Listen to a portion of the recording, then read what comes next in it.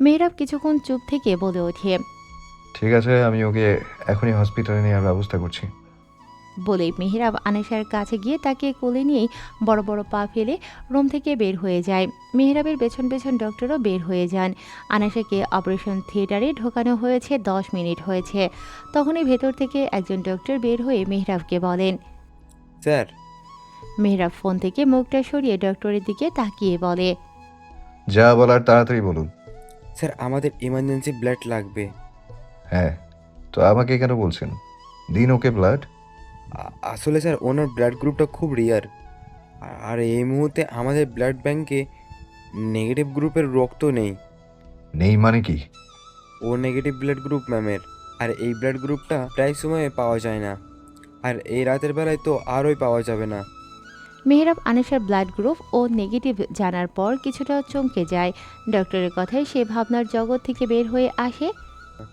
তাড়াতাড়ি কিছু না করা গেলে ম্যামকে বাঁচানো সম্ভব নয়। মেহরাব কিছু না ভেবেই চোয়াল শক্ত করে বলে ওঠে। আমারও একই ব্লাড গ্রুপ, আমারটাই নিয়ে নিন, কিন্তু ওকে আমার জীবিত চাই। কথাটা যেন মাথায় থাকে। বলে মেহরাব ব্লাড দিতেই যাবে এমন সময় একজন নার্স এসে বলে। ম্যাম, ব্লাডের ব্যবস্থা হয়ে গিয়েছে, কিন্তু কিন্তু কি? ম্যামের হার্টবিট পাওয়া যাচ্ছে না। থেকে থেকে হার্টবিট বন্ধ হয়ে যাচ্ছে। সে কি, তাড়াতাড়ি চলো। বলেই ডক্টর আর নার্স ভেতরে চলে যায়। ডক্টররা অনেকভাবেই চেষ্টা করছে আনেশার হার্টবিট পাওয়ার, কিন্তু একবার তার হার্টবিট আসছে তো একবার চলে যাচ্ছে। এমনিতেই আনেশার ফুসফুসে একটু সমস্যা আছে, যার ফলে তার এমন হচ্ছে। যখন কোনো কিছুতেই কিছু হচ্ছে না তখন আনেশাকে ইলেকট্রিক শক দেওয়া হয়।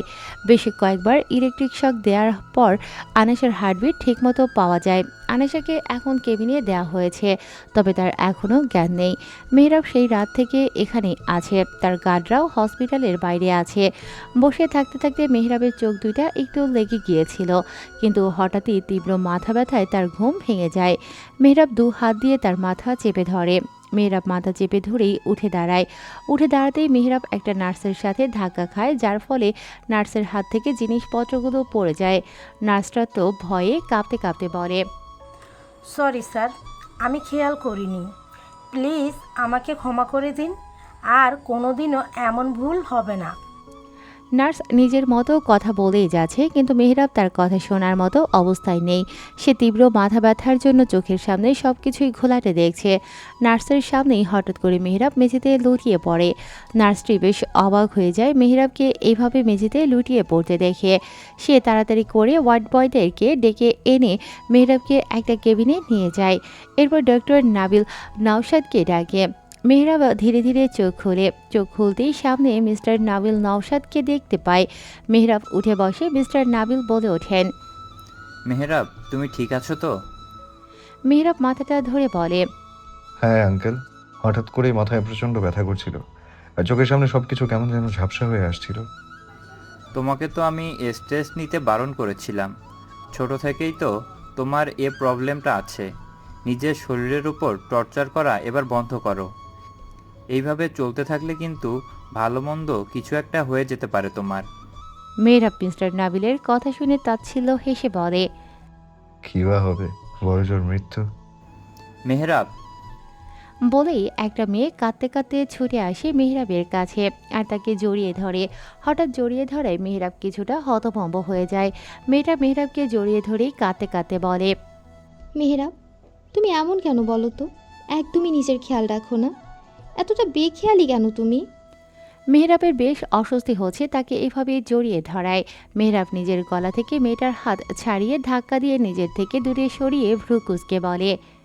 ও ফাইজা, যখন তখন এইভাবে জড়িয়ে ধরো কেন বলো তো? আমার একদমই এসব পছন্দ নয়। এরপর থেকে আমার থেকে দূরে থাকবে। কতবার বারণ করেছি তোমাকে যে আমার কাছে আসবে না, তাও কেন কথা শোনো না?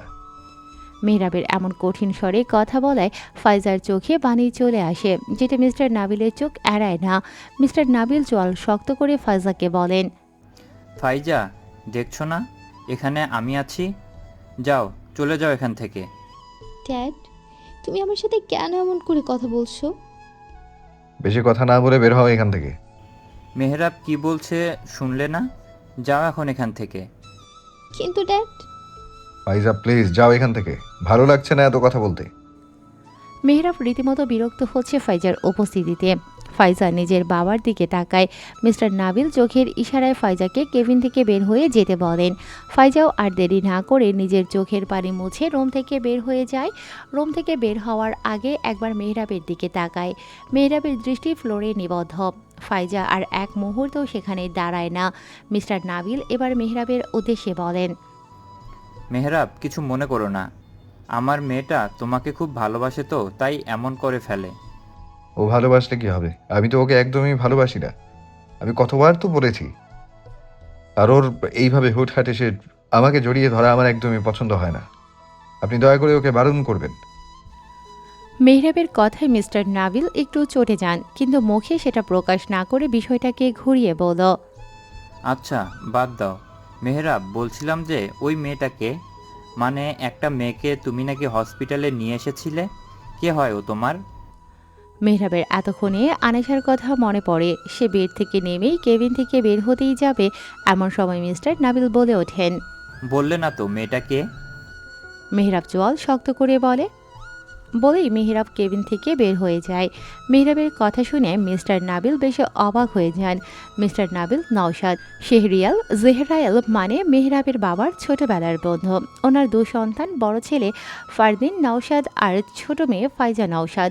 ফাইজা নওশাদকে দুনিয়ার আলো দেখাতে গিয়েই মিস্টার নাবিল নওশাদের স্ত্রী হাবিবা নওশাদ দুনিয়ার মায়া ত্যাগ করেন। ফারদিন আর মেহরাব ছোট থেকেই খুব ভালো বন্ধু। ছোট থেকেই তারা একসাথে বড় হয়েছে। মেহরাব আনেশার কেবিনের দরজা ঠেলে ভেতরে প্রবেশ করে। আনেশার মুখে অক্সিজেন মাস্ক লাগানো। চারপাশটা কেমন যেন নিস্তব্ধতায় ঘিরে আছে। শুধু মেশিনের বিপ বিপ শব্দই ভেসে আসে মেহরাবের কানে। ঘুমের ইঞ্জেকশন দেওয়ার ফলে এখনও বেঘরে ঘুমোচ্ছে আনেশা। আনেশার মুখখানা বেশ শুকনো শুকনো লাগছে। মনে হচ্ছে কত রাত ঠিকমতো ঘুমোয়নি সে। মেহরাব আনেশার কাছে যায়। আনেশা ঘুমোচ্ছে ঠিকই, কিন্তু তার 2 চোখ বেয়ে জল গড়িয়ে বসে। হয়তো সেই কালো রাতের ঘটনাগুলো সে স্বপ্নে দেখছে। মেহরাব আনেশার চোখ 2টা মুছিয়ে দেয়। মেহরাব বুঝতে পারে আনেশার জ্বর উঠেছে, গাটা বেশ গরম হয়ে আছে। কেবিনে থাকা নার্সের উদ্দেশ্যে মেহরাব বলে ওঠে, ডক্টর কোথায়? ওকে আমি নিয়ে যাব। তাড়াতাড়ি ডক্টরকে ডাকুন। নার্স তো মেহরাবের কথা শুনেই অবাক হয়ে যায়। কিছুক্ষণ আগেই তো আনেশাকে কেবিনে দেয়া হলো, আর এখনই মেহরাব তাকে নিয়ে যেতে চাইছে। তার উপর আবার মেয়েটার বেশ জ্বরও উঠেছে, কিন্তু নার্স মেহরাবের মুখের উপর কিছুই বলে না। মেহরাবের রাগ সম্পর্কে কিছুটা আন্দাজ তারও আছে। নার্স বলে ওঠে, স্যার, আমি ডক্টরকে ডেকে আনছি, আপনি ওনাকে জিজ্ঞেস করে নিন। বলেই নার্সটি আর এক মুহূর্ত সেখানে না দাঁড়িয়ে কেবিন থেকে বের হয়ে যায়। কিছুক্ষণ পর একজন ফিমেল ডক্টর কেবিনে প্রবেশ করেন। স্যার, ওর জ্ঞান কখন ফিরবে? ঘুমের ইঞ্জেকশন দেওয়া হয়েছে তো ঘন্টাখানেক লাগতে পারে জ্ঞান ফিরতে। এখন কি অবস্থা? আসলে স্যার, ওনার বয়সটা তো কম, আর এই কম বয়সে এতটা চাপ উনি নিতে পারেননি। আর তাছাড়া ওনার একটু শ্বাসকষ্টের সমস্যাও আছে। তাই আর কি বলেছিলাম যে ওনাকে কালকে নিয়ে গেলে ভালো হয়। আমরা ওনাকে আজকের দিনটা অবজারভেশনে রাখতাম। তার কোনো দরকার নেই। আমি ওকে এখনই নিয়ে যেতে চাই। আর বাকি যা ট্রিটমেন্ট আছে ওইগুলো বাড়িতে গিয়েই করব। বলেই মেহরাব আনেশার বেডের কাছে গিয়ে ডক্টরের দিকে তাকিয়ে বলে। এগুলো সব খুলে দিন। ডক্টরও আর দেরি না করে আনেশার মুখ থেকে অক্সিজেন মাস্ক আর হাতের ক্যানোলা খুলে দেয়। মেহরাবের মুখের উপর তাদের কারোরই কথা বলার ক্ষমতা নেই। মেহরাব দেরি না করে আনেশাকে পাজা কোলে তুলে নিয়ে কেবিন থেকে বের হয়ে যায়। ধরনীর বুকে নেমেছে আরও একটা রাত। পুরো মেহরাব ম্যানশন কালো অন্ধকারে ডুবে আছে। চারপাশের পরিবেশে অদ্ভুত এক গুমোট ভাব। বাতাসও যেন ভারী হয়ে গেছে। চলাচল করতে কষ্ট হচ্ছে তার। মেহরাব কাউচে হালন দিয়ে বসে আছে। সামনের সেন্টার টেবিলে সাজানো আছে বাহারি নামি দামি মদের বোতল। দেখে মনে হচ্ছে এ কোনো মদের দোকান। একের পর এক ড্রিঙ্ক করে যাচ্ছে মেহরাব। সাথে তো সিগারেট আছেই। একটা গ্লাস শেষ হতে না হতেই আরেক গ্লাস ঢালছে। পুরো রুমে এখন শুধু সিগারেটের বিষাক্ত ধোঁয়া আর অ্যালকোহলের গন্ধে মাখামাখি। এত বিদঘুটে একটা পরিবেশ সৃষ্টি হয়েছে যে কোনো স্বাভাবিক মস্তিষ্কের মানুষ এখানে 2 মিনিটও টিকতে পারবে না। কিন্তু মেহরাব, সে তো স্বাভাবিক নয়, তাই হয়তো ঘন্টার পর ঘন্টা এভাবেই সে কাটিয়ে দিতে পারছে। এটাই তার জীবনের অংশ। বছরের পর বছর এভাবেই তো তার জীবনটা কাটছে। ধরনীর বুকে অন্ধকার নামার সাথে সাথে তার জীবনেও অন্ধকার নেমে আসে। বছরের পর বছর মেহরাব ডুবে আছে এই মিসকালো অন্ধকারে। আর এই অন্ধকারের গভীরতা এতটাই যে কোনো আলো সেখানে পৌঁছতে পারে না। এক হাতে অ্যালকোহলের গ্লাস আর অন্য হাতে সিগারেট, একবার গ্লাসে চুমুক দিচ্ছে আর একবার বুক ভরে সিগারেটের বিষাক্ত ধোঁয়া টানছে নিচের ভেতর। সাথে স্মরণ করছে তার সেই ভয়ঙ্কর অতীত। মেহরাবের অতীতটা এতটাই ভয়ঙ্কর যে মৃত্যুর আগে পর্যন্ত তা ভোলা তার পক্ষে সম্ভব নয়। হঠাৎ সকল নীরবতা ভেঙে টোকা পড়ে দরজায়। মেহরাব জড়ানো কণ্ঠে বলে, কে? স্যার, ম্যামের জ্ঞান ফিরেছে। ওকে নিয়ে যাও। মেহরাবের কথা শুনে মেড চলে যায়। মেহরাব আরও এক গ্লাস অ্যালকোহল রেডি করে খেয়ে নেয়। এরপর একটা সিগারেট ধরিয়ে আনাইশা যে রুমে আছে সেই রুমের দিকে পা বাড়ায়। আনাইশার জ্বরটা এখন আর নেই, তবে শরীরের প্রতিটা কোণায় ব্যথাটা ঠিকই আছে। আর থাকবেই বা না কেন? এই ব্যথা কমানোর জন্য মেহরাব তো তাকে কোনো ওষুধই খেতে দেয়নি। মেহরাব তো চায় আনাইশা ব্যথায় ছটফট করুক, সে কষ্ট পাক। তার কষ্টগুলো যে মেহরাবকে প্রশান্তি দেয়। আনাইশা চুপচাপ অপর দিকে পিঠ করে শুয়ে আছে। তার চোখ বেয়ে গড়িয়ে পড়ছে নোনা জল। কাঁদতে কাঁদতে চোখ দুইটা লাল হয়ে গিয়েছে। হঠাৎই তার ঘাড়ে জ্বালা করতে শুরু করে। মনে হচ্ছে কেউ জ্বলন্ত কিছু তার ঘাড়ে চেপে ধরেছে। সিগারেটের একটা বিদঘুটে গন্ধ ভেসে আসে আনেশার নাকে। সাথে সাথেই কাশি উঠে যায়। আনেশা আর শুয়ে থাকতে পারে না, ধরফরিয়ে উঠে বসে, তার নাক চেপে ধরে। আনেশা উঠে বসতেই দেখতে পায় মেহরাব তার দিকে নিঃশাক্ত নয়নে তাকিয়ে আছে।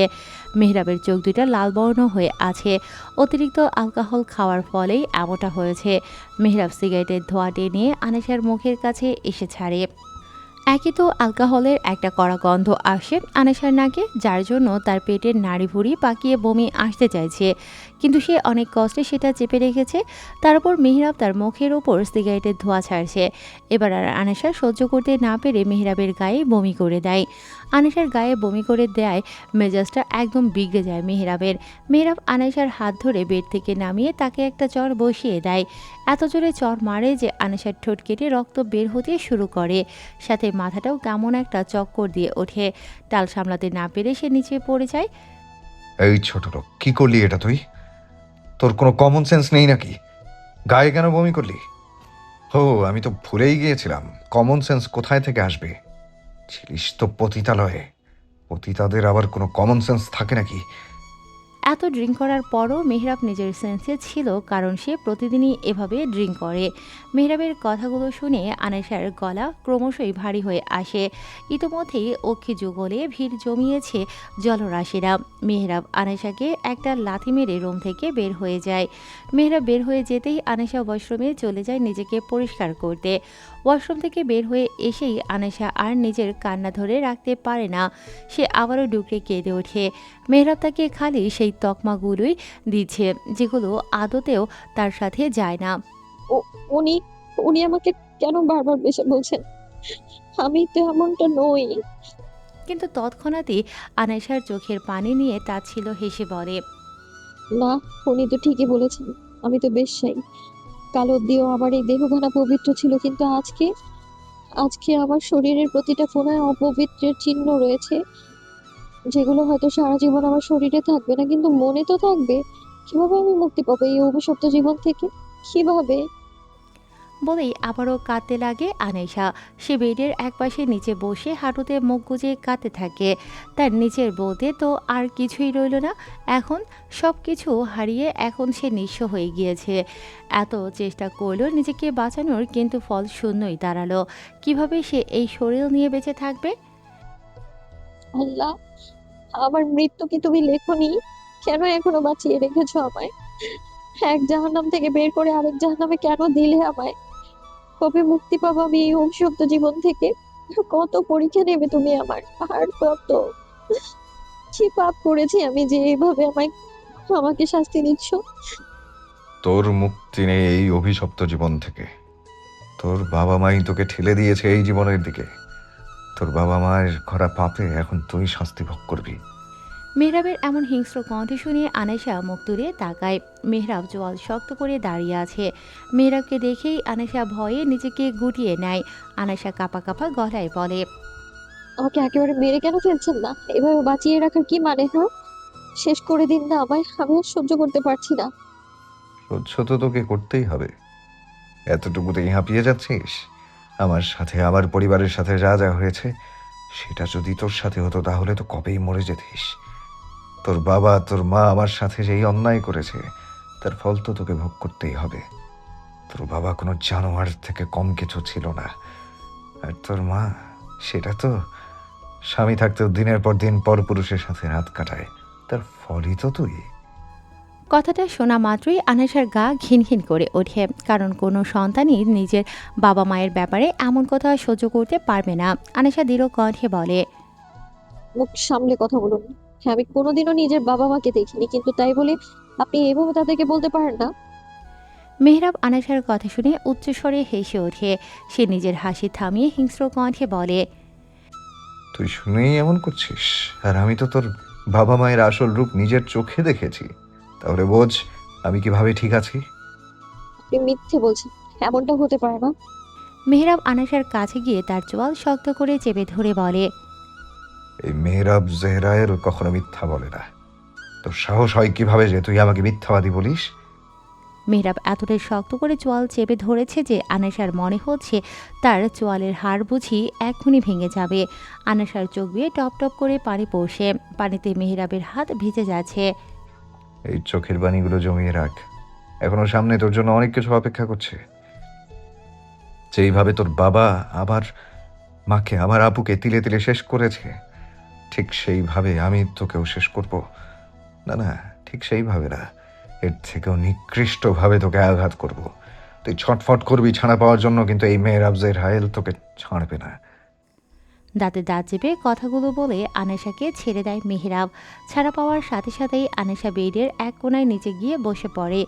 এখন মেহরাবকে তার খুব ভয় লাগছে। মেহরাব তাকে এত সহজ মৃত্যু কখনোই দেবে না। তাকে তিলে তিলে শেষ করবে মেহরাব। ভয় পেয়ে কোনো লাভ হবে না। চল এবার নিজের কাজ শুরু কর। আনেশা ভয়ে রীতিমতো কাঁপছে। কালকে রাতে তার সাথে মেহরাব যা যা করেছে সব কিছু যেন এখনও স্পষ্টভাবে তার চোখের সামনে ভাসে। কালকে রাতে যা হয়েছে সেটা তো জাস্ট একটা ডেমো ছিল। আজকে তোকে এর থেকেও বেশি কষ্ট দেব। মেহরাবের কথায় আনেশার হৃৎপিণ্ড বের হওয়ার উপক্রম। আনেশা নিজেকে আরও গুটিয়ে নেয়। ভয়ে গুটিয়ে যাচ্ছিস কেন? কাছে আয়। তোকে তো নিয়ে এসেছে আমার তৃষ্ণা মেটানোর জন্য। ঠিক যেইভাবে তোর বাবা আমার মা আমার আপুকে দিয়ে নিজের তৃষ্ণা মেটাতো, তুইও সেভাবেই আমার তৃষ্ণা মেটাবি। তুই আমার বিষাক্ত তৃষ্ণা। না, কাছে আসবেন না প্লিজ, আমাকে এভাবে শেষ করে দেবেন না। ভয়ে কাঁদতে কাঁদতে আনেশা বলে ওঠে, শেষ হওয়ার কি বা বাকি আছে? সবই তো তোর শেষ হয়ে গিয়েছে কালকে এই রাতে। বলতে বলতে মেহরাব আনেশার একদম কাছে চলে আসে। মেহরাব আর আনেশার মাঝে এখন এক চুল পরিমাণও ফাঁক নেই। মেহরাব হুট করেই আনেশাকে কোলে তুলে নেয় আর বেডের দিকে এগোতে থাকে। আনেশা ছটফট করছে। আনেশাকে এইভাবে ছটফট করতে দেখে মেহরাব বলে, কি লাভ এভাবে ছটফট করে? তুই তো আমার থেকে বাঁচতে পারবি না। মৃত্যুর আগ পর্যন্ত তোকে এই মরণ যন্ত্রণা সহ্য করতে হবে। আমায় প্লিজ ছেড়ে দিন, আমি হাত জোড় করছি আপনার কাছে। কিন্তু মেহরাব আনেশার কোনো কথাই শোনে না। সে আনেশাকে বেডে ফেলে নিজের শরীরের চাহিদা মেটাতে থাকে আর আনেশা চিৎকার করতে থাকে। কিন্তু তার এই চিৎকার মেহরাবের কান অব্দি পৌঁছলো না, কারণ মেহরাব তো মেতেছে প্রতিশোধের খেলায়।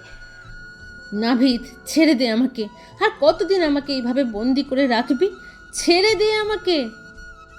আরে নরেন, ছেড়ে দেওয়ার জন্য তো তোকে আটকে রাখেনি। আর ছেড়ে দিলে যাবি বা কোথায়?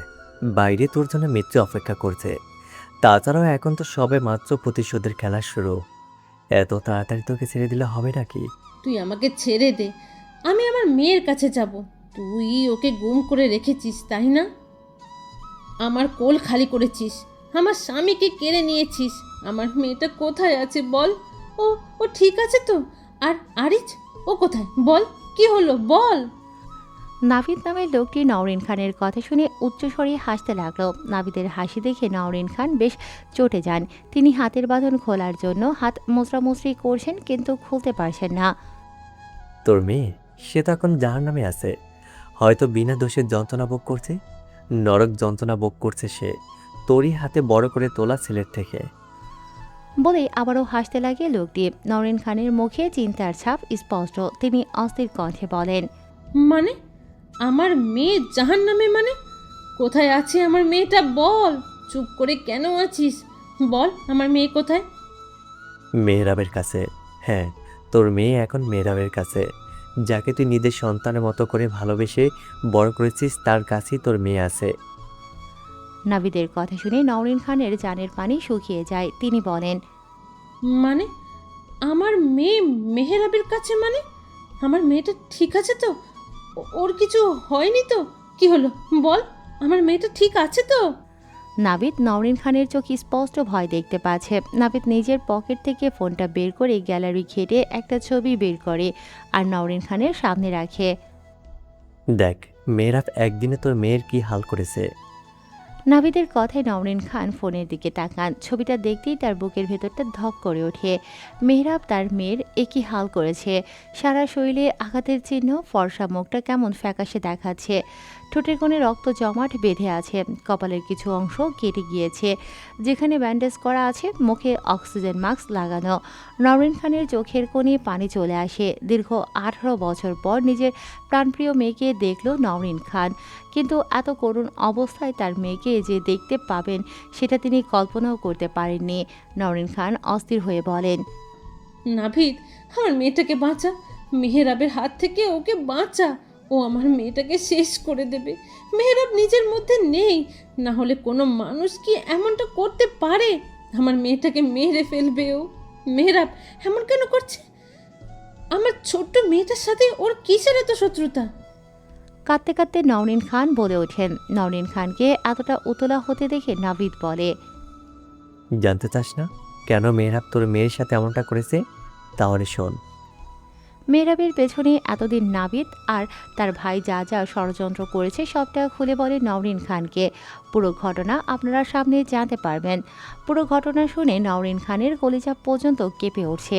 এতটা নিকৃষ্ট মানুষ যে পৃথিবীতে আছে সেটা তিনি কল্পনাও করতে পারেননি। নওরিন খান ঘৃণায় নাভিদের মুখে এক থাপলা থুথু ছুঁড়ে মারেন।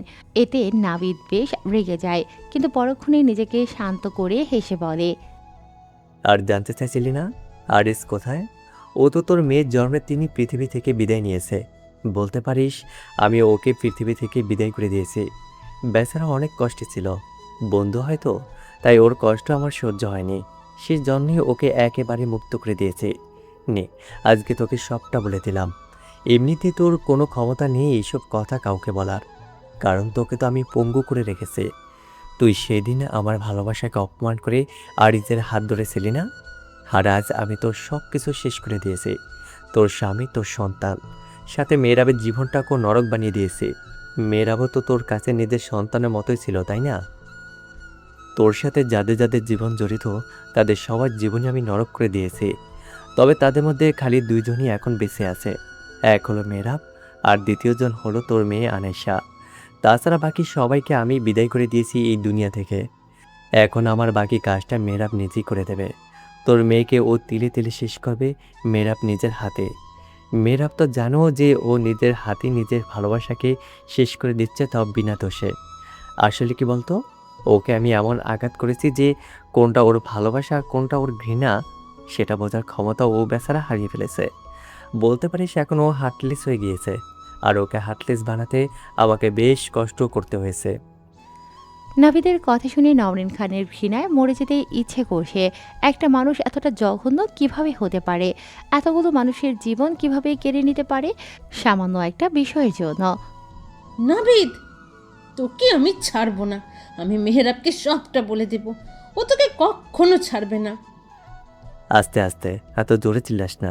হার্টের পেশেন্ট তুই, যখন তখন অ্যাটাক হয়ে যেতে পারে। আর আমি চাই না যে তুই এত তাড়াতাড়ি মরে যা। নিজের মেয়ের শেষ পরিণতিটা নিজের চোখে না দেখে তুই মরে গেলে তো এত বছর সাজানো প্রাণ সব বেঁচতে যাবে, তাই না? তাছাড়াও মেয়েরা আমার কিচ্ছুই করতে পারবে না।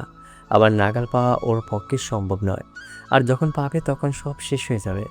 যেদিন ও আমার মুখোমুখি হবে সেদিনই ওর শেষ দিন হবে। বলেই নাবিদ হাসতে লাগে। বয়স হয়তো 50-এর বেশি হবে, মাথায় বেশ অনেকগুলো চুলই পেকে গিয়েছে। এ বয়সে কোথায় দিনের পথে আসবে তা না করে সে এখন পাপের দিকে পা বাড়িয়েছে। কেন ওদের জীবনটা এইভাবে নষ্ট করছিস নাভিদ? ওরা তো কোনো দোষ করেনি। ছেড়ে দে না আমার বাচ্চাদের, একটু শান্তিতে থাকতে দে না ওদের। নাবিদ হেসে বলে, হ্যাঁ, ছেড়ে দেবো তো। যখন মেহরাব তোর মেয়েকে নিজের হাতে শেষ করে দেবে তখন তোর আর মেহরাবের রক্ত শূন্য মুখটা আমি দেখব। তারপর এই প্রতিশোধের খেলা শেষ করব। বলেই আবার হাসতে লাগে নাবিদ। হঠাৎ মেহরাবের ফোনটা বেজে ওঠে। বেশ কয়েকবার রিং হওয়ার পর মেহরাবের ঘুমটা ভেঙে যায়। জড়ানো কণ্ঠে মেহরাব ফোনটা রিসিভ করে। ফোনের ওপাশ থেকে কেউ বলে ওঠে, বস, ওর জ্ঞান ফিরেছে। ঠিক আছে, আমি আসছি। মেহরাব ফ্লোর থেকে নিজের জামাটা তুলে গায়ে জড়িয়ে রুম থেকে বের হওয়ার আগে আনাইশার দিকে তাকায়। রুমের এক কোণে চুপ করে বসে আছে আনাইশা, যার দৃষ্টি এখন শূন্যে নিবদ্ধ। চোখের কোণে পানিগুলো শুকিয়ে গেছে। বেশ অনেকক্ষণ হলো গায়ের বিভিন্ন জায়গায় কালশিটে পড়ে গিয়েছে। ফর্সা মুখখানা একদম রক্তশূন্য হয়ে আছে।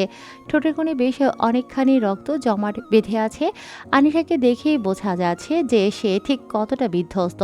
মেহরাব তো এতক্ষণ শান্তির ঘুম ঘুমিয়েছে, কিন্তু আনাইশা, তার চোখে তো কোনো ঘুম নেই। একদম ঝড় বস্তুর মতো রুমের এক কোণে পড়ে আছে।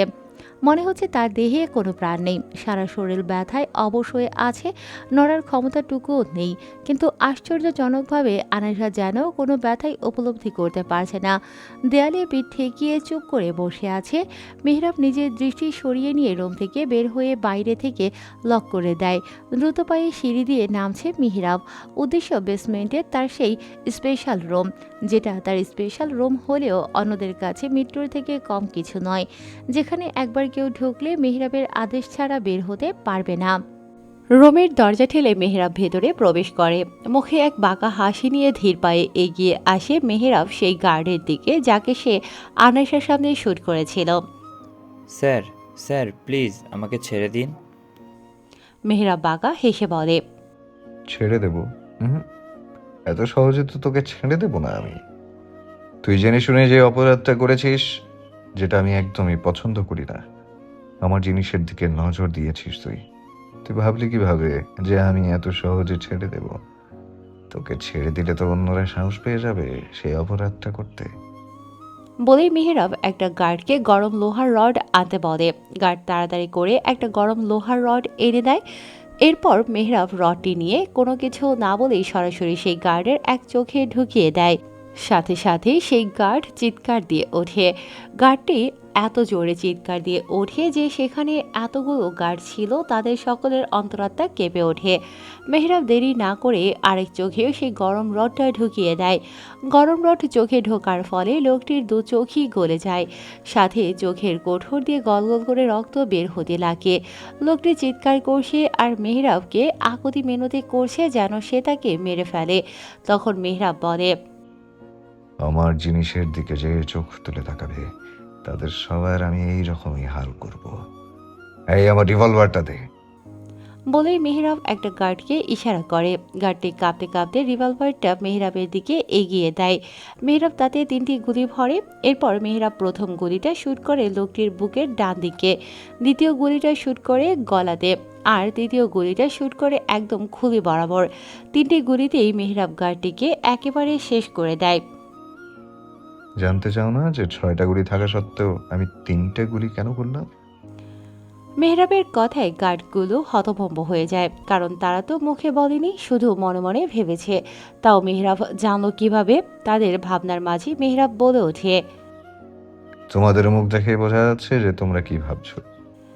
কিছুক্ষণ চুপ থেকে মেহরাব গম্ভীর স্বরে বলে, প্রথম গুলিটা বুকের ডান দিকে শুট করেছি কারণ ওর কলিজাটা একটু বেশি বড় হয়ে গিয়েছিল। আমার জিনিসের দিকে নজর দিয়েছে ঘরে বউ বাচ্চা থাকার সত্ত্বেও। দ্বিতীয় গুলিটা গলায় শুট করেছি কারণ আমার জিনিসকে ভোগ করার বাসনায় ঢোক গেলেছে।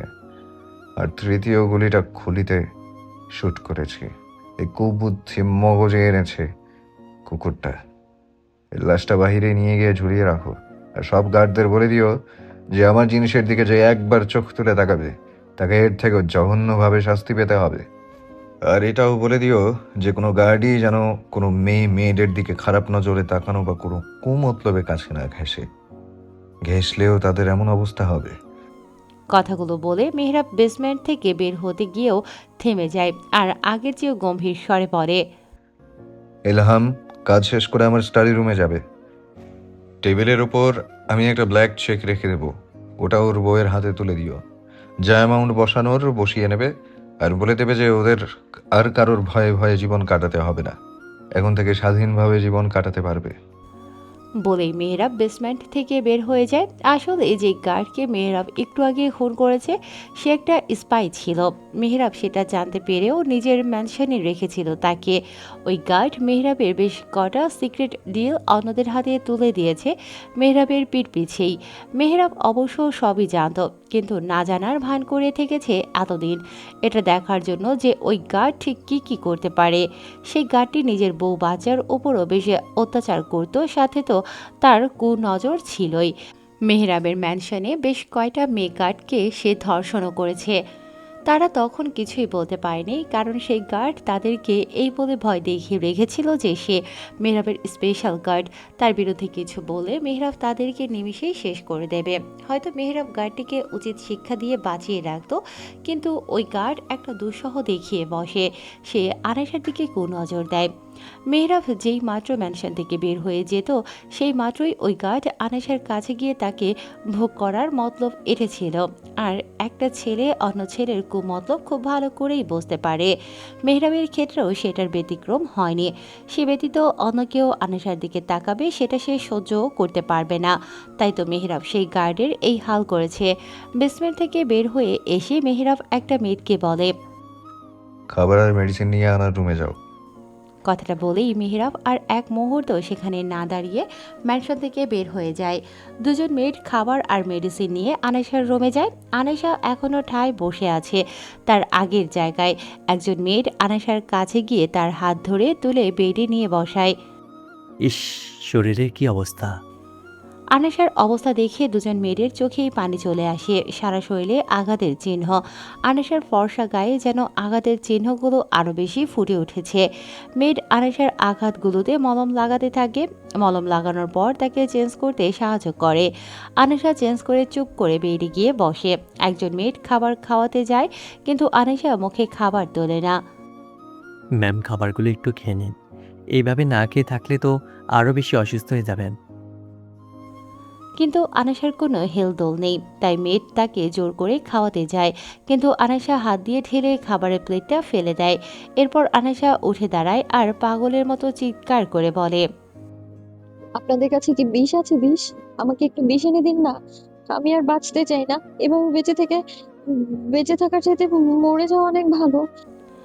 বলতে বলতে আনাইশা নিজের চুল দু হাত দিয়ে টেনে ধরে নিচে বসে পড়ে আর আবার বিড়বিড় করে বলতে লাগে, বিষ দিন আমায়, আমাকে একটু বিষ এনে দাও, আমি বাঁচতে চাই না, আমি আর বাঁচতে চাই না।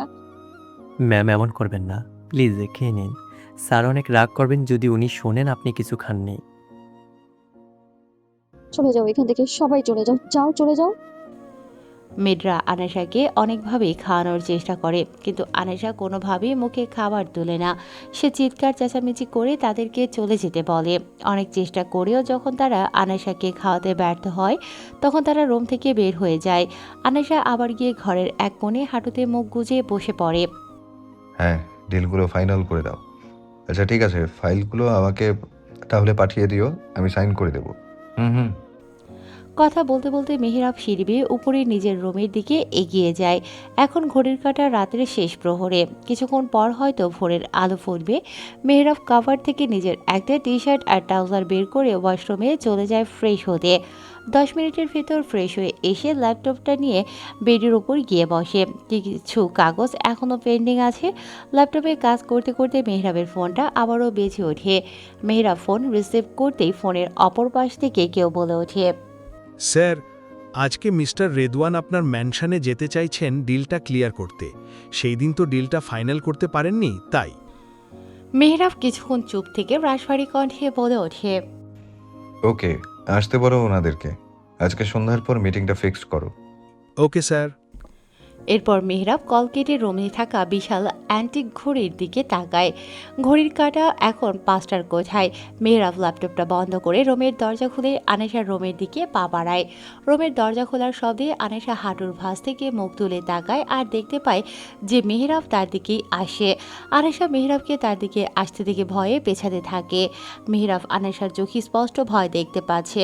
মেহরাব আনেশার সামনে গিয়ে হাঁটু গেড়ে বসে পড়ে আর তার লম্বা চুলের ভাঁজে নিজের হাত গলিয়ে দেয়। ভয়ের চোটে আনেশার ঠোঁটগুলো তরতর করে কাঁপছে। আনেশার এই নরম কম্পিত ঠোঁটজোড়া মেহরাবকে বেসামাল করে দেয় বরাবরই। এবারও তার কোনো ব্যতিক্রম হয় না। আনেশার মুখটা তুলে নিজের তামাটের ঠোঁট জোড়া বসিয়ে দেয় মেহরাব। আনেশার কোমল ওষ্ঠধরের ওপর ধীরে ধীরে শুষে নিতে থাকে আনেশার ওষ্ঠধর। আনেশা ছটফট করছে ছাড়া পাওয়ার জন্য। তার দম বন্ধ হয়ে আসে। 3 মিনিট পর মেহরাব আনেশার ঠোঁটজোড়া ছেড়ে দেয়। ছাড়া পেয়েই আনেশা বড় বড় শ্বাস নিতে থাকে আর একটুর জন্য তার প্রাণ পাখিটা দেহ থেকে বের হয়নি। মেহরাব আনেশার কপালের সাথে কপাল ঠেকিয়ে তার ঠোঁটে স্লাইড করতে করতে স্লো ভয়েসে বলে, তোর ঠোঁটে এমন কি আছে যে আমার সব ক্লান্তি দূর করে দেয়? আনেশা কিছুই বলে না, শুধু ফ্যাল করে তাকিয়ে থাকে মেহরাবের দিকে। মেহরাব আবার বলে, এই জায়গাটা কি খুব পছন্দ হয়েছে তোর, আনা? সেই সকালে দেখে গিয়েছিলাম এখানে বসেছিলি, আর এখন এসে দেখলাম এখানেই বসে আছিস। আনেশার চুলে টান পড়ে। ব্যথায় কুকরিয়ে ওঠিয়ে আনেশা। আনেশা কাঁপা কাঁপা গলায় বলে, আমাকে মেরে ফেলুন। আমি আমি আমি আর বাঁচতে চাই না।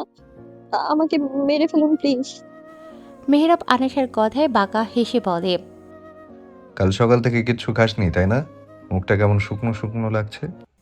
বলেই মেহরাব চোয়াল শক্ত করে আনেশার চুলের মুঠিটা আরো শক্ত করে ধরে। আনেশা ব্যথায় চিৎকার দিয়ে ওঠে, ছাড়ুন, আমার লাগছে, প্লিজ ছাড়ুন। এই না বললি আমি যেন তোকে মেরে ফেলি? তাই এইটুকু ব্যথা সহ্য হচ্ছে না তোর?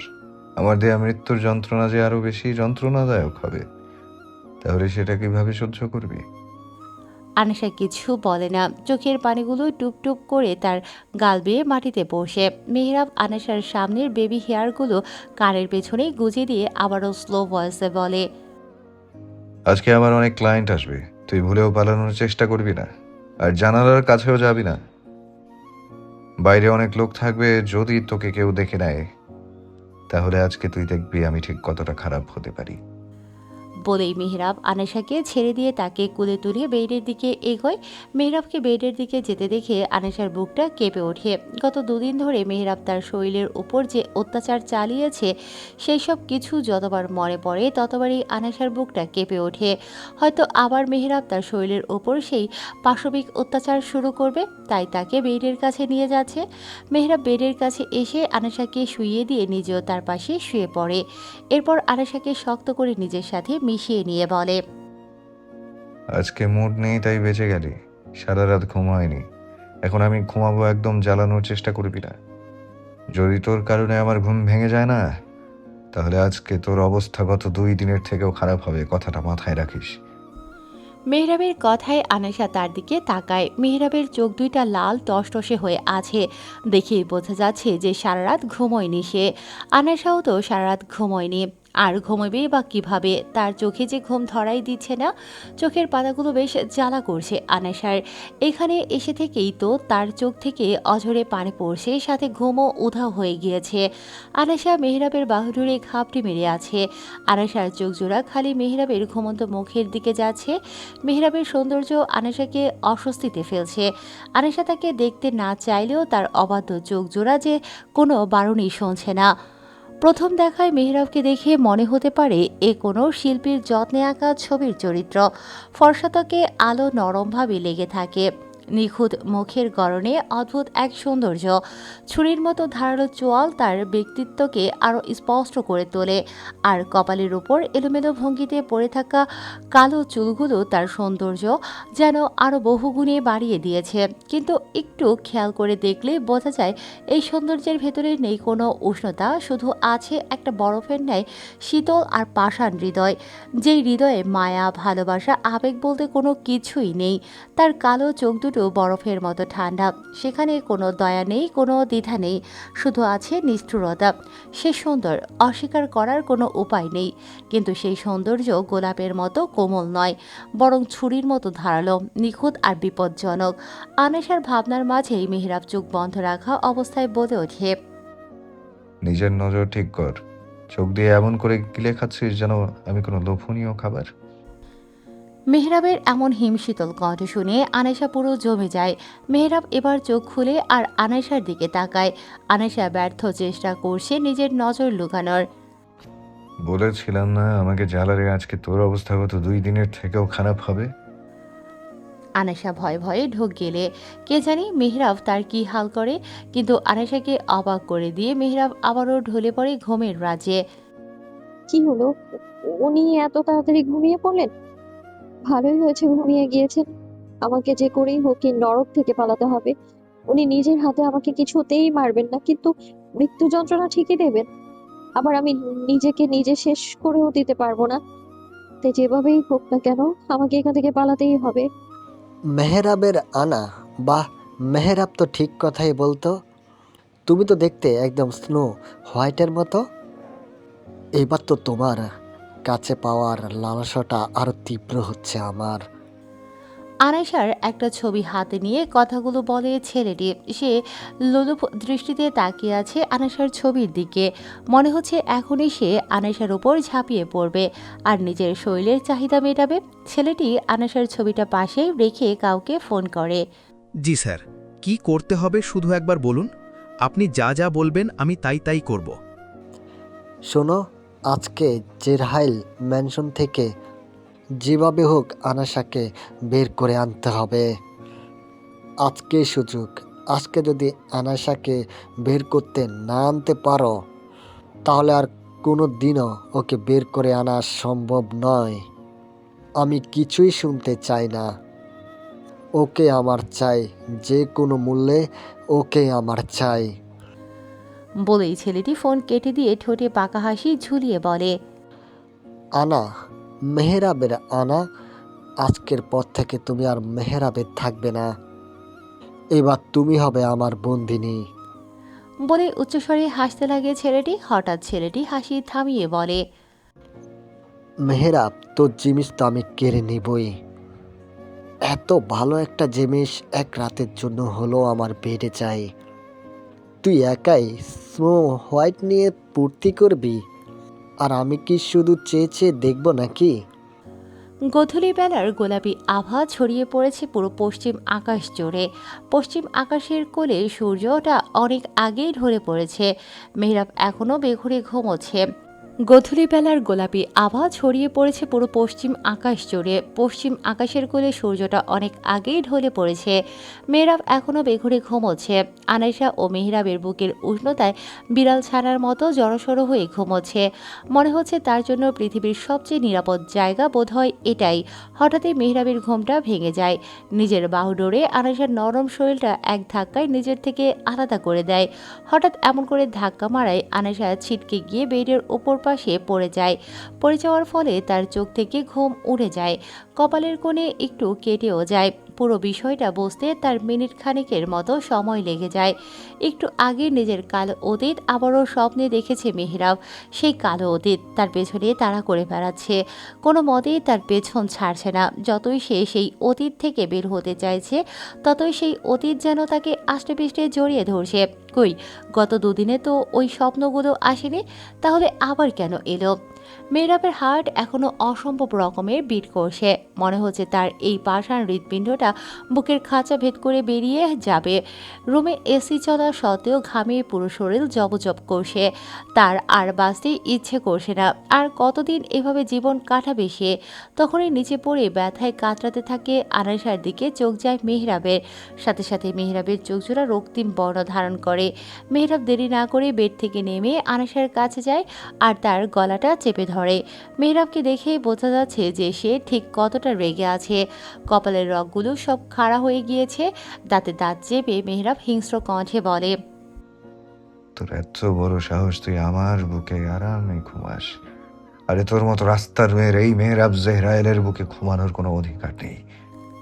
মেহরাব গলা চেপে ধরায় আনাইশার ফর্সা মুখটা লাল হয়ে যায়, দম বন্ধ হয়ে আসে, তার চোখের সামনে সবকিছু কেমন কেমন যেন ঝাপসা হয়ে আসে, মুখ দিয়ে রক্ত উঠে এসেছে। হয়তো আজকেই তার শেষ দিন, কিন্তু না, মেহরাব তো তাকে এত সহজে মরতে দেবে না। মুহূর্তের মধ্যেই মেহরাব তার গলা ছেড়ে দেয়।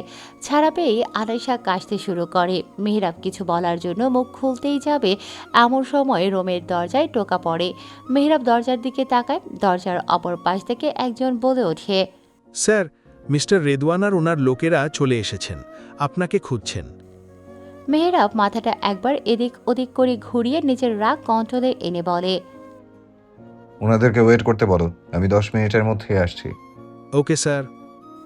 বলেই লোকটি চলে যায়। মেহরাবও রুম থেকে বের হতে যায়, কিন্তু আনাসার কথায় তার পা দুটো থেমে যায়। আনাসা জোরে জোরে নিজের ভেতর শ্বাস টেনে কাঁপা কাঁপা কণ্ঠে বলে, যাকে রাস্তার মেয়ে মেয়ে বলে অপমান করছেন, তার সাথেই তো 2টা রাত কাটিয়েছেন। তখন কি একবারও মনে হয়নি যে আমি রাস্তার মেয়ে? আনাসার এই কথাটা বলা যেন ঘোর অন্যায় হয়ে গিয়েছে। একেই তো মেহরাব প্রচণ্ড রেগেছিল, তার ওপর আনাসার এমন কথা শুনে মেহরাবের পায়ের রক্ত যেন মাথায় উঠে যায়। সে পলকের মধ্যেই আনাসার কাছে এসে নিজের পা দিয়ে আনাসার হাতের উপর পাড়া দেয়। পা দিয়ে আনাসার নরম হাতখানা যেন পিষে দিচ্ছে মেহরাব। ধীরে ধীরে মেহরাব আরও জোরে করে আনাসার হাতের উপর পাড়া দেয়। এবার আনাসা সহ্য করতে না পেরে চিৎকার করে ওঠে।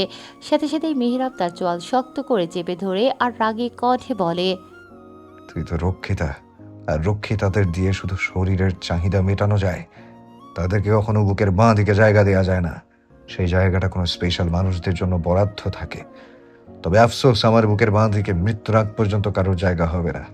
কিন্তু তাই বলে তোর মতো রক্ষিতার কোনো অধিকার নেই আমার বুকে ঘুমানোর। এই কথাটা সারা জীবন মাথায় রাখবি। আর রক্ষিতা রক্ষিতার মতোই থাকবি, বেশি কাছে ঘেঁষার চেষ্টা করবি না। আদতেও কি মেহরাবের বুকের বাদিকটা মৃত্যুর আগ পর্যন্ত খালি থাকবে? সেখানে কি কোনো স্পেশাল মানুষের জায়গা হবে না? মেহরাবের মতো পাষাণ হৃদয়ের মানুষের মনেও কি কারোর জন্য সফট কর্নার সৃষ্টি হবে না? হবে হয়তো, কিন্তু যখন হবে তখন কি সেই মানুষটা তার জীবনে থাকবে, নাকি মেহরাব তাকে হারিয়ে ফেলবে সারা জীবনের মতো? সেটা তো এখন সময়ের বিষয়। কথাগুলো বলেই মেহরাব আনাসার চোয়াল থেকে হাত সরিয়ে নিয়ে রুম থেকে বের হয়ে যায়।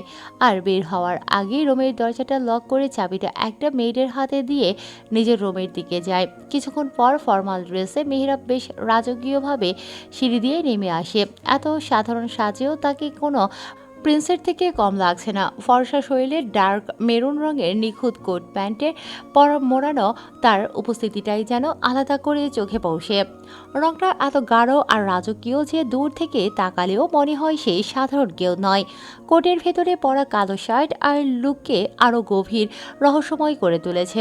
কোনো বাড়তি সাজ নেই, তবুও প্রতিটি ভাঁজে অভিজাতির ছাপ, আর কবজিতে চকচক করছে দামি একটা হুবলট ঘড়ির ভারী ডায়াল। শক্ত উপস্থিতি যেন সময়ও তার হাতে বন্ধে, আর তার পদচারণা ধীর, পরিমার্জিত, ছন্দে ভরা, আত্মবিশ্বাসের শক্তিতে ভরা। প্রতিটি পদক্ষেপে রাজকীয় ভাব। মেহরাবকে আসতে দেখে মিস্টার রেদওয়ান এবং তার লোকেরা দাঁড়িয়ে পড়ে। লোকটি মাঝ বয়সের। মেহরাবের কাছে গিয়ে কুশল বিনিময় করে তারা সবই গিয়ে বসে সোফায়। মেহরাব ইচ্ছে করেই হলরুমে মিটিংটা ফিক্সড করেছে, কারণ এখান দিয়ে কেউ বের হলে তার সামনে দিয়ে বের হবে। আর মেহরাবের মন বারবারই বলছে আজকে আনেশা হয়তো একবার হলেও পালানোর চেষ্টা করবে, কারণ আনেশা এত সহজে হাল ছেড়ে দেওয়ার পাত্রী নয়। আর মেহরাবও দেখতে চায় যে আনেশা ঠিক কী করতে চায়। আনেশা এখনও সেই জায়গায় বসে আছে, হাতে আর পায়ে প্রচুর ব্যথা করছে। রুমে একটা পেন কিলারও নেই যে সে খাবে। ব্যথায় টনটন করছে যার কোমল হাতখানা। হঠাৎই রুমের দরজাটা খুলে যায়। রুমের দরজা খুলেই আনেশা ভয়ে নিজেকে গুটিয়ে নেয়। সে মনে করেছে মেহরাব হয়তো আবারও এসেছে তার উপর টর্চার করতে। আনেশা ভয়ে ভয়ে মুখ তুলে তাকায় আর দেখতে পায় একজন মেয়ের হাতে এক সেট জামা নিয়ে দাঁড়িয়ে আছে। আনেশা তাকে দেখে বেশ অবাক হয়, কারণ মেয়েরা শুধু তাকে খাবার দেওয়ার সময়ই আসে। তাছাড়া মেহরাব কাউকে এই রুমে ঢুকতে দেয় না, সবসময় তাকে একটা জন্তু জানোয়ারের মতো বন্দি করে রাখে। আনেশার ভাবনার মাঝে মেয়েটি বলে ওঠে, ম্যাম তাড়াতাড়ি এই ড্রেসটা পরে নিন। আনেশা অবাক হয়ে তাকে জিজ্ঞেস করে, মানে? এত কথা বলার সময় নেই ম্যাম। আপনি এই জায়গা থেকে পালাতে চান না? যদি পালাতে চান তাহলে তাড়াতাড়ি এই ড্রেসটা পরে নিন। আমাদের হাতে বেশি সময় নেই, তাড়াতাড়ি করুন। কিন্তু আপনি কে, আর আমাকে বা কেন সাহায্য করতে চাইছেন? আপনি আবার ওনার মতো লোক নয় তো? উনি হয়তো আমাকে আরো মারার জন্য আপনাকে পাঠিয়েছেন, পালিয়ে যাওয়ার বুদ্ধিটা দেওয়ার জন্য। আর উনি খুব ভালো করেই জানেন আমি সুযোগ পেলেই পালিয়ে যাব। আমি পালিয়ে গেলেই উনি আমাকে ধরে নিয়ে এসে আরো মারবেন, আরো টর্চার করবেন, তাই না? না না ম্যাম, আমি ওনার লোক নই। আমি এখানেই কাজ করি। যেদিন থেকে মেহরাব স্যার আপনাকে এখানে এনেছেন, আমি দেখেছি উনি আপনার কী হাল করেছেন। আমার এইসব সহ্য হচ্ছে না, তাই তো নিজের জানের ঝুঁকি নিয়ে আপনাকে বাঁচাতে এসেছি। আর আপনি ভাবছেন যে আমিও ওনার সাথে হাত মিলিয়েছি। আনিশার কাছে মেয়েটির কথাটা বিশ্বাস হয়, কারণ সে এই কদিনে বুঝে গিয়েছে যে মেহরাব তাকে পালাতে দেবে না। আর সে তো এরকম একটা সুযোগই খুঁজছিল, তাই আনিশাও আর কথা বাড়ায় না। মেয়েটির হাত থেকে ড্রেসটা নিয়ে ওয়াশরুমে চলে যায়। 2 মিনিটের ভেতর আনিশা রেডি হয়ে ওয়াশরুম থেকে বের হয়ে আসে। মুখটা একটা মাস্ক দিয়ে ঢেকে ফেলে, আর মাথায় একটা ক্যাপও পরে যেন তার চোখগুলো দেখা না যায়। আসুন ম্যাম, আমার সাথে আসুন। হলরুম দিয়ে বের হওয়া যাবে না। মেহরাব স্যার হলরুমে মিটিং করছেন। আমি আপনাকে ম্যানশনের পিছন দিকটাতে নিয়ে যাচ্ছি। মেয়েদের কথায় আনাসাও তার পেছন পেছন যেতে শুরু করে। সিঁড়ির কাছে আসতেই আনাসার হৃৎপিণ্ডটা ধড়াস করে ওঠে। মনে হচ্ছে তার হার্ট বিট করাই ভুলে গিয়েছে মেহরাবকে দেখে। মেহরাবের এমন লুক দেখে যে কেউই প্রেমে পড়তে বাধ্য। সেখানে আনাসার ক্ষেত্রেও তার কোনো ব্যতিক্রম হয়নি। আনাসা যেন কথা বলতেই ভুলে গিয়েছে। এক দৃষ্টিতে সে মেহরাবের দিকে তাকিয়ে আছে। মেহরাব কথার ভেতর মাঝে মাঝে হাত নাড়াচ্ছে, যার ফলে তার ফর্সা ভেনি হাতটা আরও আকর্ষণীয় লাগছে। মেয়েটি আনাইশাকে হালকা ধাক্কা দিতেই সে নিজের হুঁশে ফেরে। মেহরাব যতই সুদর্শন হোক না কেন, তার ব্যবহার আনাইশার প্রতি কোনো হিংস্র পশুর থেকে কম নয়। গত কয়েকদিন মেহরাব তার যা হাল করেছে তাতে আবারও তার চোখগুলো ভিজে ওঠে। তার কপালে কি সত্যি সুখ লেখা নেই? কি ক্ষতি হতো যদি মেহরাব তার স্বপ্নের রাজকুমার হতো, যে তাকে সকল বিপদ থেকে রক্ষা করত, তাকে হালালভাবে নিজের করে নিত, তাকে একটু ভালোবাসতো? তাহলে কি আনিশা মেহরাবের কাছে থাকতো না? অবশ্যই থাকতো। ভালোবেসে মেহরাব যদি তাকে নিজের বন্ধিনী করে রাখতো, তবুও আনিশা খুশি খুশি তার কাছে থাকতো, কখনোই পালানোর চিন্তাও মাথায় আনতো না। কিন্তু মেহরাব কি করেছে তার সাথে? তাকে দিনের পর দিন অবৈধভাবে স্পর্শ করেছে, অমানুষের মতো আচরণ করেছে তার সাথে, উঠতে বসতে তাকে আঘাত করেছে। এইসব ভাবতে ভাবতে আনিশা আর মেয়েটি ম্যানশনের পেছনের দিকে চলে আসে। মেহরাব মিটিংয়ে এতটাই মগ্ন ছিল যে সে খেয়ালই করেনি সিঁড়ি দিয়ে কেউ নেমে গিয়েছে। আর আনিশা মেয়েদের মতো কাপড় পরায় কেউই তাকে সন্দেহ করে না। ম্যাম, আপনি এইখান দিয়ে সোজা চলতে থাকবেন। এদিককার সিসি ক্যামেরাটা ভালো না, তাই এখানটা বেশ নিরাপদ। আর এদিকের জঙ্গলটা বেশ একটা ঘন না। আপনি মেইন রোড পেয়ে যাবেন। 5 মিনিটের মতো সময় লাগবে মেইন রোডে পৌঁছাতে। মেয়েটির কথা শুনে আনিশা চলে যেতে নেয়, কিন্তু থেমে গিয়ে আবারও পেছনে মুড়ে মেয়েটিকে বলে, আপনাকে অনেক ধন্যবাদ। আপনি না থাকলে হয়তো আজকে এই নরক থেকে কিছুতেই বাঁচতে পারতাম না। ম্যাম, আপনি দেরি না করে তাড়াতাড়ি যান। মেহরাব স্যারের মিটিং হয়তো শেষ হয়ে যাবে। এরপর আনিশা আর এক মুহূর্তও সেখানে দাঁড়ায় না। সে হাঁটার গতি বাড়িয়ে দেয়। 5 মিনিটের মধ্যেই সে এই অন্ধকার জঙ্গল থেকে বের হয়ে আসে। আনিশা চলে যেতেই সেই মেয়েটি একজনকে কল করে। স্যার, ম্যামকে বের করে দিয়েছি, আপনি গাড়ি নিয়ে দাঁড়ান। আনিশা হাইওয়েতে একা একা হাঁটছে, উদ্দেশ্য কোনো গাড়িতে লিফট নেয়া আর এখান থেকে অনেক দূরে পালিয়ে যাওয়া। হঠাৎ করেই একটা কালো গাড়ি তার সামনে এসে দাঁড়ায়। জানালার কাছ নামিয়ে ভেতর থেকে গম্ভীর স্বরে কেউ বলে ওঠে, মিস, গাড়িতে উঠুন। আনিশা লোকটির কথা শুনে অবাক হয়ে যায়, সাথে একটু একটু সন্দেহ হয়। তাই সে লোকটিকে বলে, না, তার কোনো দরকার নেই, আমি একাই যেতে পারবো। আনিশার কথাগুলো যেন লোকটির হজম হলো না। সে দ্রুত গাড়ি থেকে নেমে আনিশাকে চেপে ধরে। এইরকম আকস্মিক আক্রমণে আনিশা থতমত খেয়ে যায়। সে বুঝতেই পারেনি যে লোকটি তাকে এভাবে আক্রমণ করবে। লোকটি আনিশার মুখ শক্ত করে চেপে ধরে, যাতে করে সে কোনো শব্দ করতে না পারে। আনিশা মোচড়ামুচড়ি করছে ছাড়া পাওয়ার জন্য। তখনই লোকটি বলে ওঠে, তোমাকে তো এত সহজে ছাড়া যাবে না মেরাবে স্নো হোয়াইট। তোমাকে ছেড়ে দিলে আমার চাহিদা কে মেটাবে?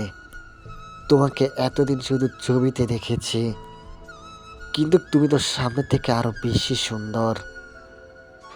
এবার তো আর নিজের লালসা দমিয়ে রাখতে পারছি না।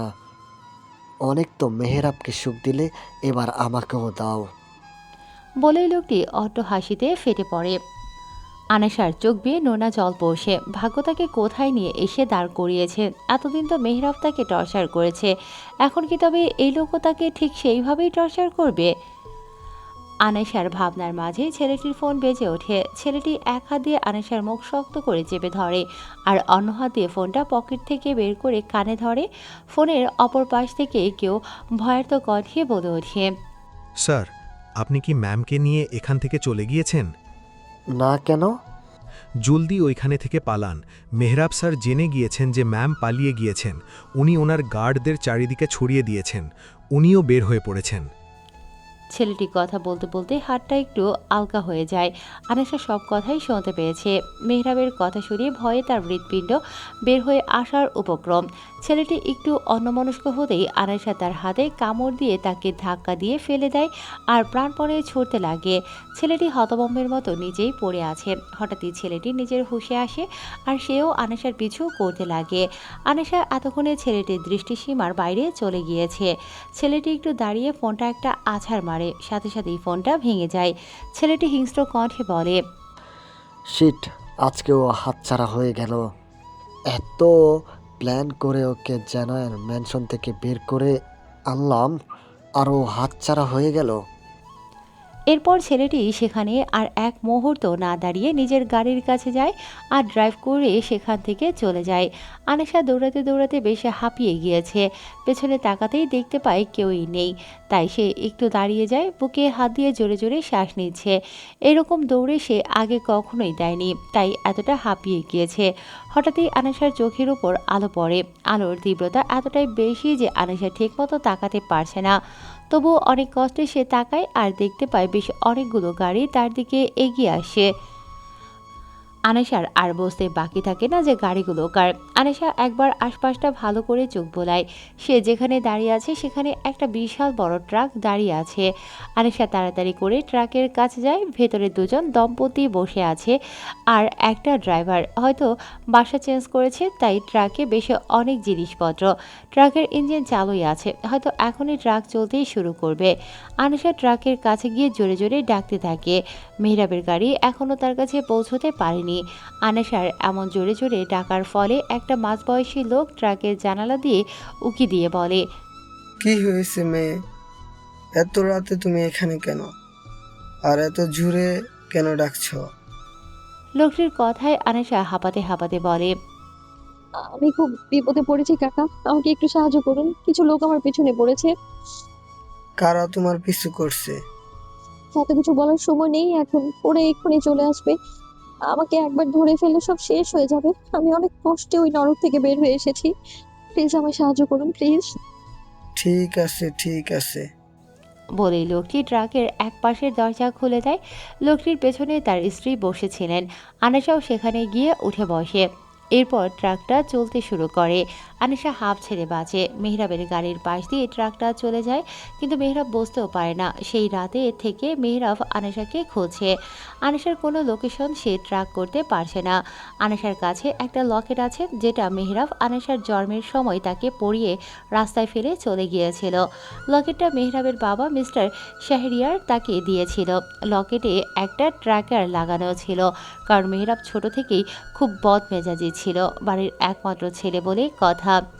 একটু কিছু হলেই সে রাগারাগি করে বাড়ি থেকে বের হয়ে যেত, আর তাকে খুঁজতে মিস্টার শাহরিয়ার কে বেশ ঝামেলা পোহাতে হতো।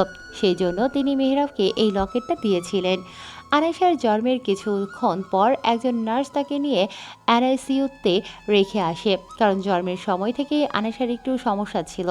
আনেশাকে 24 ঘন্টা সেখানেই রাখা হয়। মিসেস নওরিনকেও কেবিনে দেওয়া হয়েছিল, কিন্তু তার কোনো জ্ঞান ছিল না। নাভিদি ডক্টরকে বলে ঘুমের ইঞ্জেকশন দিয়ে নওরিন খানকে ঘুম পাড়িয়ে রেখেছিল, আর সেই সুযোগে সে নিজের কাজটা হাসিল করে ফেলত। মেহরাব সকলের চোখ ফাঁকি দিয়ে এনআইসিইউতে ঢুকে পড়ে। অবশ্য সে একা একা এই কাজ কখনোই করতে পারত না। নাভিদি চেয়েছিল মেহরাব যেন আনেশাকে একেবারে জানে মেরে ফেলে, তাই সে মেহরাবকে পেছন থেকে উস্কে দিয়েছিল যেন সে আনেশাকে শেষ করে দেয়। মেহরাবও নাভিদকে সন্দেহ করে না, কারণ নাভিদ তো তার সামনে এমন ভাব করছিল যে আনিশা সত্যি সত্যিই তার মেয়ে। আর নাভিদ তো এটাই চাইছিল, মেহরাব যেন তাকেই আনিশার বাবা মনে করে আনিশাকে মেরে ফেলে। তাছাড়াও মেহরাব তো নাভিদ আর নওরিন খানের থেকে প্রতিশোধ নিতে চায়, তাই তো সে আনিশাকে মেরে ফেলতে চায়। মেহরাবের বয়স তখন কেবল 10, বয়স তো মাত্রই সংখ্যা। এই বয়সে সে যা যা সহ্য করেছে, প্রতিশোধের নেশা তো যে কারোরই মাথায় জেঁকে বসবে, এটাই স্বাভাবিক। প্রতিশোধের নেশা তার মাথায় এতটাই জোরালোভাবে চেপে বসেছে যে সে মুহূর্তেই সবকিছু শেষ করে দিতে পারে। কিন্তু আনিশাকে কোলে নেওয়া মাত্রই মেহরাবের তার প্রতি এতটাই মায়া হয় যে সে আনিশাকে মারতে পারে না। আনিশা মেহরাবের শাহাদাত আঙুলটা নিজের ছোট ছোট হাত দিয়ে শক্ত করে ধরেছিল। এমন মনে হচ্ছিল যে আনিশা চায় না মেহরাব তাকে ছেড়ে কোথাও যাক। মেহরাব আনিশাকে কোলে নিয়েই হসপিটাল থেকে বের হয়ে যায়। সকল প্ল্যানই নাভিদের ছিল, তাই কেউই মেহরাবকে আটকায় না।